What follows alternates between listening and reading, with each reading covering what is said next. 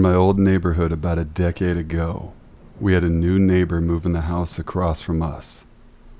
It was a middle-aged woman who lived by herself and mostly kept to herself. If you approached her or waved, she would respond back, and for the most part she seemed pretty friendly, but something was kind of off about her behavior. I would be playing with my friends out in the front yard, and she would just sit on her patio and watch us for hours. If she wasn't watching us from her patio, she was peeking through her curtains at us. We felt like we were being watched by her 24 hours, 7 days a week. One night I was up watching television with my parents in our den, and we saw our lights come on in front of the house and someone's silhouette in the window. By the time my dad went to check, whoever it was left, and he didn't see any noticeable signs of suspicious activity, so we just brushed it off and decided to go to sleep.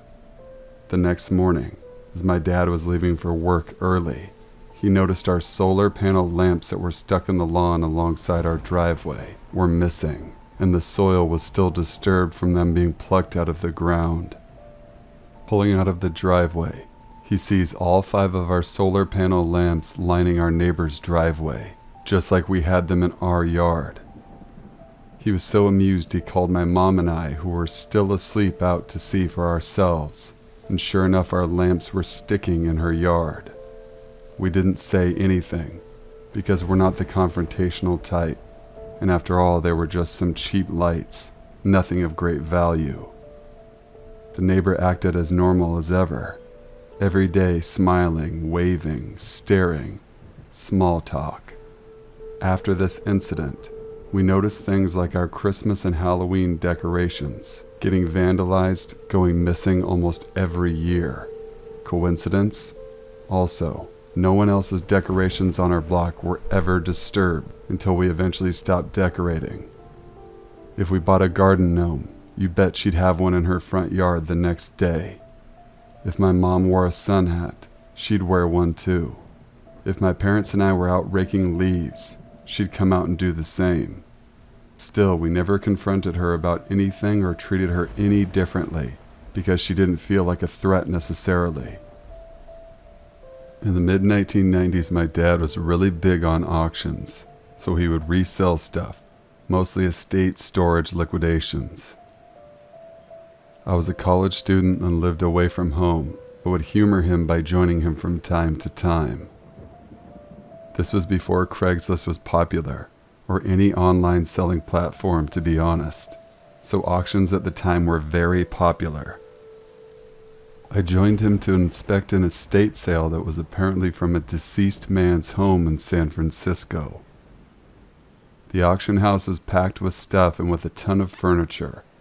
Since my dad was a VIP customer, he got to go to the pre-sale browses where he would inspect, make lists of what he was interested in before the auction officially started. I was bored out of my mind and was mindlessly opening and closing drawers of the furniture. There was one large armoire that was full of the owner's personal items, canceled checks, bills, etc. Then I opened the bottom drawer. It was full of old blood-stained lingerie, not a little bit stained, like completely covered in old brown blood and crumpled up and stuffed in there. Most of it was white or light colored, so it was very obvious. I slammed the drawer shut, ran and got my father. He thought I was being dramatic and came to take a look at it. Upon seeing it, he looked alarmed and found the auction house owner.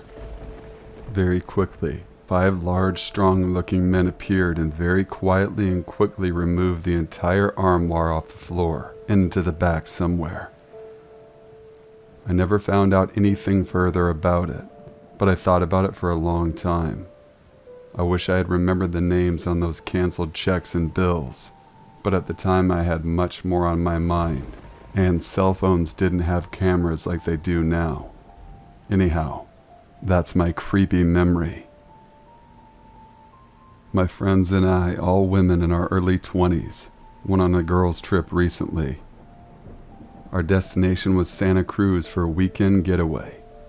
We booked a hotel and came back pretty late and drunk the first night there. 5 minutes after we got back, we start hearing a child crying, and it sounds like crying right outside of our door. One of the girls instinctively went to the door to open it and help him, but was stopped by the rest of us. We just had a bad feeling about the whole situation. Our hotel room was in a very secluded part of the hotel. The crying went on for what seems like forever, and that whole time we were scared shitless. I thank God one of us had the sense in our drunken state to lock the door behind us when we came back.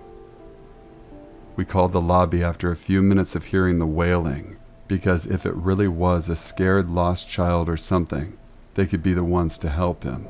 But when they got to our room to check everything, there was no one there.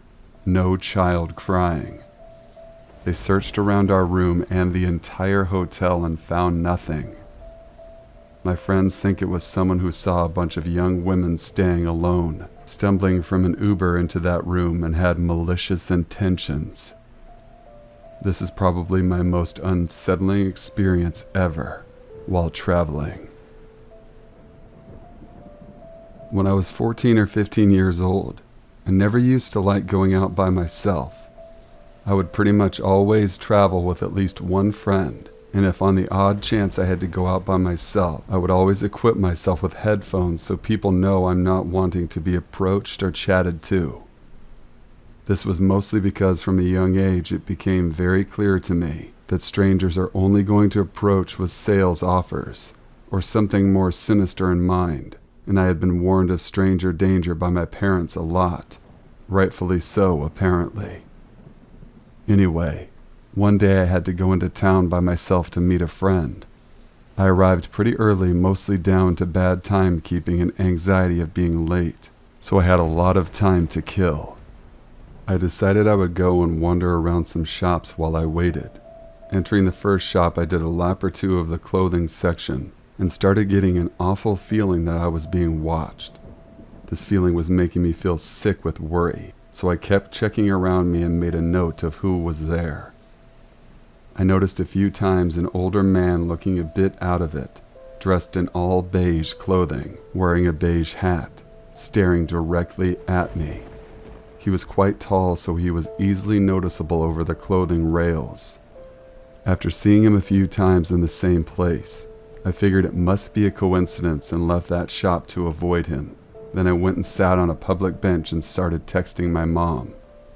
As I looked up from my phone, I saw him again, standing on the corner of a different shop looking directly at me. I was very uncomfortable at this point, and when I saw him, stood up and walked to a very public area. When I got there, I turned around and he was still there, staring at me. He noticed I saw him and he slowly started walking towards me. What I did next might have not been the smartest idea, but I was freaked out as a teen. I walked away from the crowded area into a makeup shop. I figured if I spoke to someone in the store, he might leave me alone. I got the attention of one of the saleswomen and we spoke about some items they had on sale. I realize now this would have been a good time to bring up the man following me, but I was doubting myself and worried the saleswoman would think I was crazy. While we were speaking, I didn't notice any sign of the man following me anywhere. Eventually, I walked away from the saleswoman without purchasing anything, and with no sign of the man, I left the store. The moment I left the store, I saw him again. He had stood outside the shop waiting for me to leave. I was very freaked out at this point and was sweating from stress. I called my mom and I said I was worried someone was following me and told her not to hang up. In my state of panic, I had completely forgotten about meeting my friend and my mom reminded me. I walked back to where we were meeting while I still had my mom on the phone. The man was still following me while I was speaking on the phone. I could see him keeping more distance now, though. When I arrived at the meeting spot, it was isolated from the public, but I still stayed on the phone. I told my mom my exact location. It took around 5 minutes for my friend to turn up, and I said I didn't want to be in town anymore. And this time my mom had contacted my grandparents to come pick me up, and they pulled up shortly after meeting my friend, and we stayed at her house. I never went to town alone again. My ex and I moved to a new area closer to our workplaces. The area happened to be in a very bad neighborhood. We were young and just really needed a cheap apartment. We did not know how truly dangerous this area was. She had an early morning meeting for work and needed to fill her car up with gas. When we first moved to the neighborhood, I noticed a few blocks away there was a gas station that looked extremely sketchy. I even made a point to say we probably should get gas from somewhere else, even though it's the closest to our apartment. When she pulled in, she was the only car there and she begins pumping her gas. A few minutes go by and the men come back out and walk straight towards her. They start chatting with her, asking where she is going if she wants to go to a party. She reminds them it's 6 a.m. and they just laugh and continue to try and persuade. The position they decided to stand really made her uncomfortable. They positioned themselves in a way where they had either side of her, and she felt like she wouldn't be able to jump into her car if she needed to get away quickly. All of a sudden, another car pulls in to get gas, and the two men just sprint away, as if they had already committed a crime. I still wonder what would have happened if that car never pulled in. I used to work late night at Kmart, usually until closing, and drive home late at night. There was a back way I would take all the time through these neighborhoods directly to my apartment. I would never see another car until one night. There was an old Buick driving ahead of me literally 5 to 10 miles per hour. I went around looking inside the car, and this middle-aged woman was staring dead at me with a look I could best describe as the evil smile the Grinch made. I speed up, get in front, and now she's speeding up, matching my speed behind me. We reach a stop sign. She pulls up next to me and her face becomes all contorted, like she's about to change into a werewolf. I gun it and we're flying through the neighborhood at 80 miles per hour. She's tailgating me the entire way. I pull into my apartment and she stays outside staring at me with that same creepy grin. I think, wow, you run into all kinds and move on. Very next night I'm headed home the same way. And it's a Buick again, 5 miles per hour again. This time I pass her and I don't even bother looking at her. I blow through stop signs and fly down the road while she's staying right behind me. Pull into my apartment and there she is, staring. Let's say I stop taking that road again. She must have been trying to collect my soul. Thank you guys for watching and listening to the very end of this video. If you want your story featured on an upcoming video, email it to the email in the description box below. I hope everyone's enjoying their summertime so far. Where I am, it's 95 degrees today. Everybody stay safe, stay cool, and you know what to do. Stay sinful.